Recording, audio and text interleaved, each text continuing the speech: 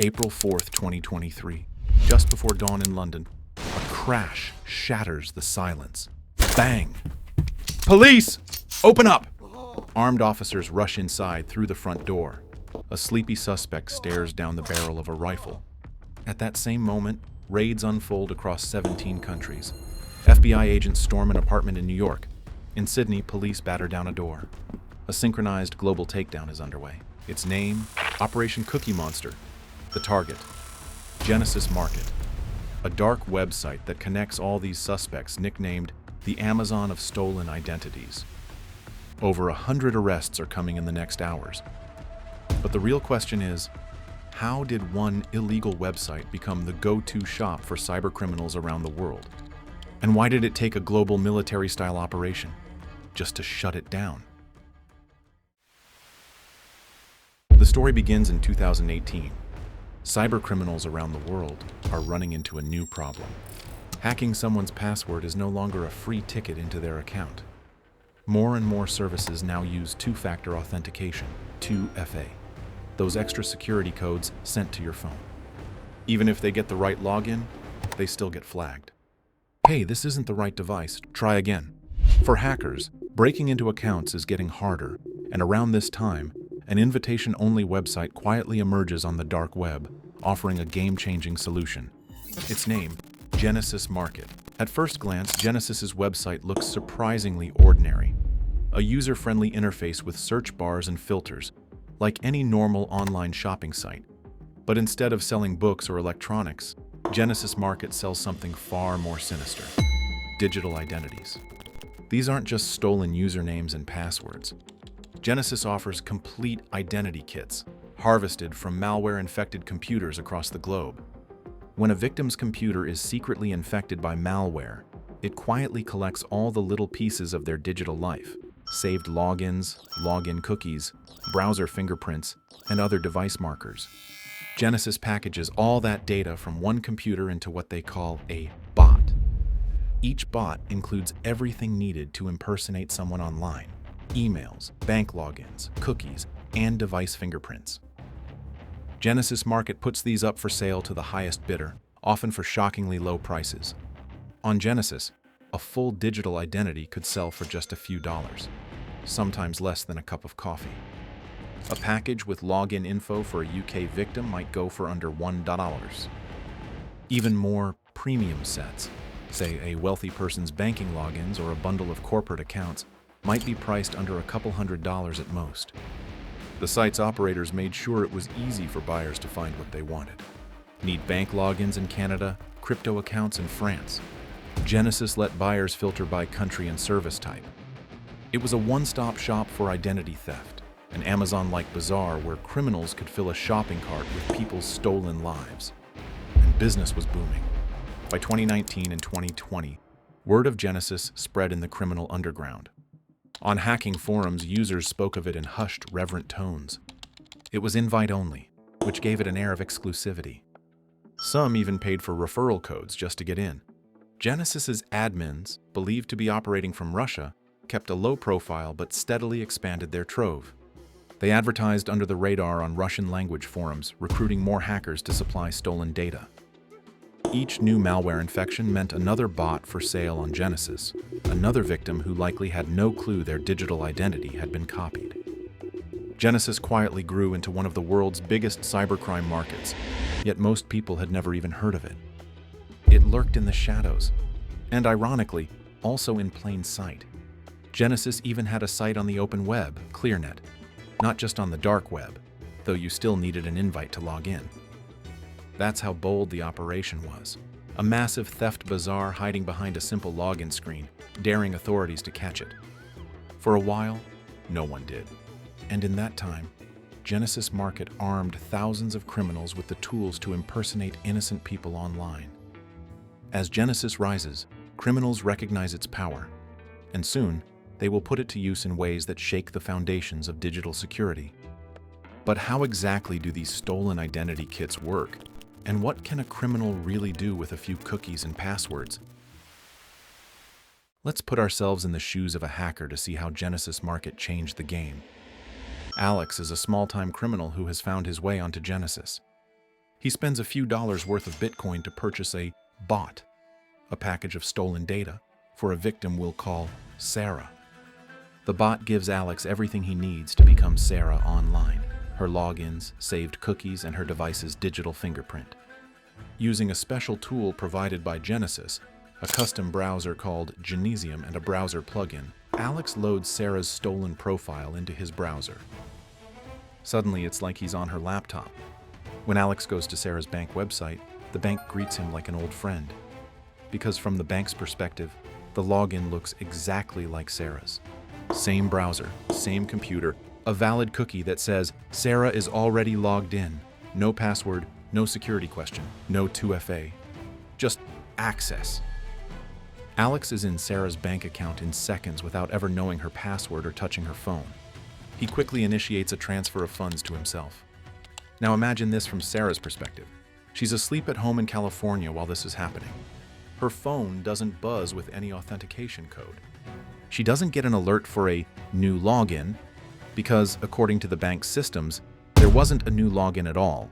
Just Sarah, or so it appeared, continuing an existing session. By the time Sarah wakes up and notices money missing, it's too late. The thief is long gone. Stories like this played out again and again, thanks to Genesis. Criminals like Alex didn't need to be elite hackers. Genesis made it point-and-click simple to rob someone's online accounts. How is this possible? It boils down to those cookies and fingerprints. A cookie is a small file that websites use to remember you, like an ID badge that lets you bypass login. A browser fingerprint is a collection of details about your device, system, browser, etc., that's usually unique to you. Normally, these help verify a legitimate user.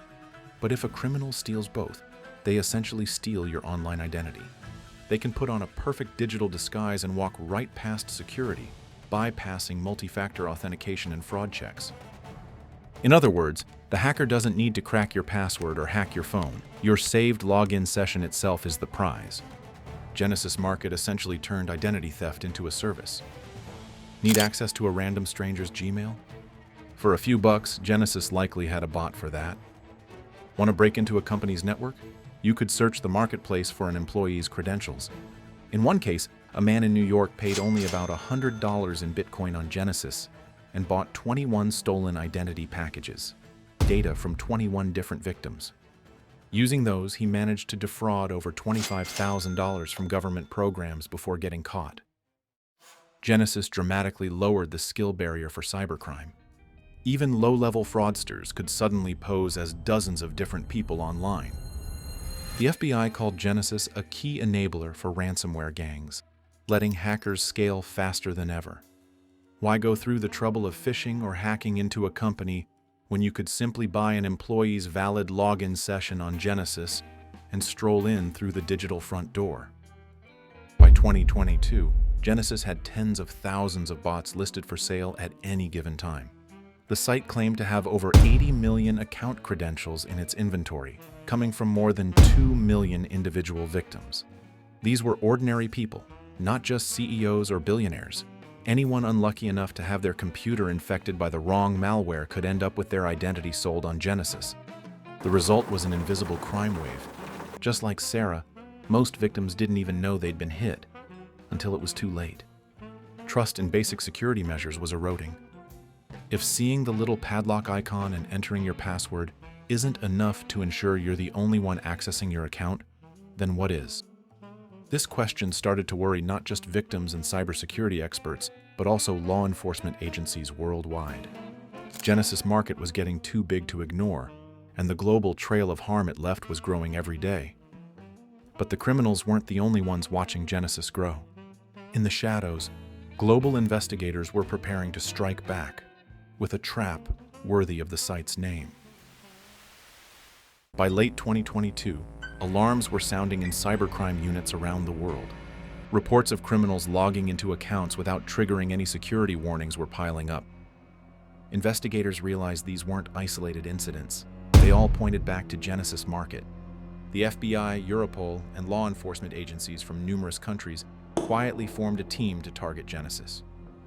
They codenamed their effort Operation Cookie Monster, a playful nod to the key loot being traded, browser cookies. and perhaps an indication that they planned to gobble up the entire operation. But taking down Genesis wouldn't be easy. The site was hidden behind member logins and invite codes, and its operators were careful, likely tucked away in a jurisdiction out of Western reach. This would require creativity and cooperation on a global scale. Investigators began by following the money and the malware. Genesis's inventory came from malware infections, so cyber units traced those malicious programs back to their source. In early 2023, agencies enlisted the help of cybersecurity experts in the private sector. Firms like Trellix were asked to analyze Genesis's malicious software and infrastructure, looking for weaknesses or fingerprints that could lead to the perpetrators. At the same time, intelligence operatives and undercover agents worked to penetrate the marketplace itself. Exactly how they did it is still secret, but their big break came when the FBI managed to obtain copies of Genesis Market's back-end servers.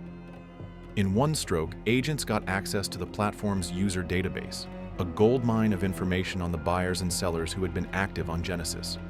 According to officials, the systems they obtained included information on about 59,000 user accounts and their activity logs. The very data that criminals thought would keep them anonymous was now in the hands of law enforcement. Using these records, investigators began unmasking the real identities behind the screen names. They found users scattered across the globe, from small-time fraudsters to major organized crime figures, all shopping in Genesis's illicit bazaar. With a growing list of suspects, the trap was set. Operation Cookie Monster moved into its final phase, coordination. This was an international puzzle with pieces in nearly every time zone. Meetings were held via secure video between agencies in Europe, North America, and Australia. They mapped out a massive synchronized strike, ensuring that targets in different countries would be hit at the same moment to prevent any early warning. This required incredible precision. Each participating nation's police prepared arrest teams, warrants, and tech specialists to secure evidence from suspects' computers. The date was set for the global takedown, the first week of April 2023. The investigators had one shot. If word leaked to Genesis's operators, they could pull the plug, vanish into the wind, or warn their users to disappear. But the secrecy around Operation Cookie Monster held tight. In the early hours of the chosen day, agents watched and waited, counting down to the moment they would spring their trap on thousands of unwitting cybercriminals. Would it work? They were about to find out. Just before dawn on April 4, 2023, the trap was sprung. In dozens of cities, from London to Los Angeles, officers executed raids simultaneously, catching Genesis Market's users completely off guard. In total, authorities carried out around 200 searches and made roughly 120 arrests worldwide. The sweep netted cybercriminals of all stripes, from key sellers on Genesis to prolific buyers of stolen data. One official called it the largest operation to target stolen credential marketplaces that we have ever conducted. At the same time, Genesis Market's infrastructure was being dismantled. Visitors to the site's usual homepage were met not with the familiar login screen, but with a stark notice, a banner displaying the FBI seal and the logos of agencies from 17 countries. The site had been seized. The message was clear. Genesis Market was officially offline, its domains now under government control. The marketplace that had once offered data from more than 1.5 million compromised computers was gone, wiped out in a day. For the thousands of cybercriminals who relied on it, panic set in. Many realized too late that they had walked into a trap. Their accounts and transaction histories were known to law enforcement, and now officers were literally at their doors. Operation Cookie Monster was by all accounts a success. We have severely disrupted the criminal cyber ecosystem by removing one of its key enablers, Europol's Cybercrime Center chief announced proudly. Taking down Genesis, which had been a pillar of the underground fraud economy, sent shockwaves through hacker communities. A huge arsenal of stolen data was now in police custody instead of in criminals' hands. Experts noted that the absence of Genesis Market would slow down cybercriminal activity significantly, at least for a while. In the aftermath, police and cybersecurity groups even set up websites for people to check if their own identities had been found in Genesis's databases, underscoring how many ordinary folks were affected. Interestingly, the raids did not net the masterminds behind Genesis. No kingpin was paraded in handcuffs. The U.S. Treasury had earlier noted that Genesis's administrators were likely operating from Russia, and indeed none of those arrested turned out to be the site's owners. The core operators remained at large, but their marketplace was dealt a mortal blow. Genesis Market, as it had existed for 5 years, was effectively finished. For law enforcement, Operation Cookie Monster was a landmark victory that choked off a major pipeline of stolen data. However, the case also sounded a broader alarm. It exposed how fragile our digital safeguards can be when faced with this kind of threat. Genesis was gone. But the vulnerability it exploited, still wide open. And that's where the real danger begins. The dark web's Amazon for stolen identities might be gone, but its legacy is a warning to us all. Genesis Market showed us the future of cybercrime. But what happens when kids, not criminals, start breaching billion-dollar companies? To see how a 17-year-old leaked Grand Theft Auto 6 using only a Fire TV stick, click here next.